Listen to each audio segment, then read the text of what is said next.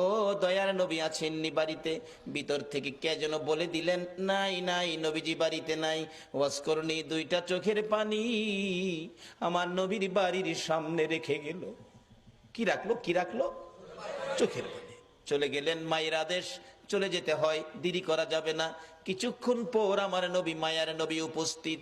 বাড়ির সামনে দাঁড়ায় নবী একটা চিৎকার মারছে, বাড়িতে কে আসো গো? আমার ওয়াসকরণী বুঝি আসছিল। আল্লাহু আকবার বলো। না দেখে ভালোবাসাই যদি এত জ্বালা রে, আজকে কারা না দেখে নবীর ভালোবাসাই বসে আছো? ওয়াসকরণীর মতো পাগল হইয়া কারা মাহফিলের আয়োজন করেছো? তোমাদের জীবন ধন্য হইয়া গেছে। হযরতে ওয়াসকরণী চলে গেলেন, আমার নবী বাড়ির সামনে দাঁড়াইয়া চোখের পানি ছেড়ে দিলেন। তোরা কে, কোথায় রে? আমার ওয়াসকরণী আসছিল, তোরা বসতে দিলি না। লোকেরা বলেন, হুজুর কেমনে জানেন আসছিল? তোরা কথা জিজ্ঞাস না রে, আমার ওয়াসকরণীর চোখের পানির গন্ধ জমিনে পাওয়া যায়। যেই নবীর ভালোবাসার চোখের এক ফোঁটা পানির দাম আল্লাহর আরশের চাইতেও বেশি।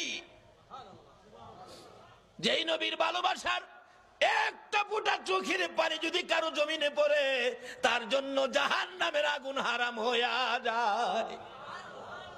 ওয়াসকরণী আসছিল, তোরা বসতে দিলি না, আমার ওয়াসকরণী চলে গেল রে। ওয়াসকরণী আর কোনোদিন নবীর সাথে দেখা হয় নাই।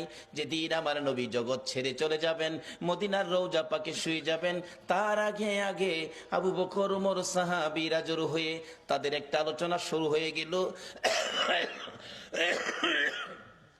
আমার নবী দুনিয়ার থেকে বিদায় হলে নবীজির জুব্বা মুবারক নিশ্চয়ই আবু বকর পাবে। আবু বকর আমার নবীকে বড় ভালোবাসতেন। আরেকজন বলেন না, আবু বকর পাবে না, সম্ভবত মেয়ের জামাই হযরতে আলী রাদিয়াল্লাহু তাআলা আনহু পাবেন। আরেকজন বলেন না, উমর পাইতে পারেন। আরেকজন বলেন উসমান গনি বহু টাকা খরচ করেন, বহু দান করেন, নবীর ভালোবাসায় উসমান গনি পাবেন। এইভাবে আলোচনা শুরু হলে অনেকে মিলে আমার নবী উপস্থিত। কি নিয়ে তোমরা আলোচনা সমালোচনায় বসেছো?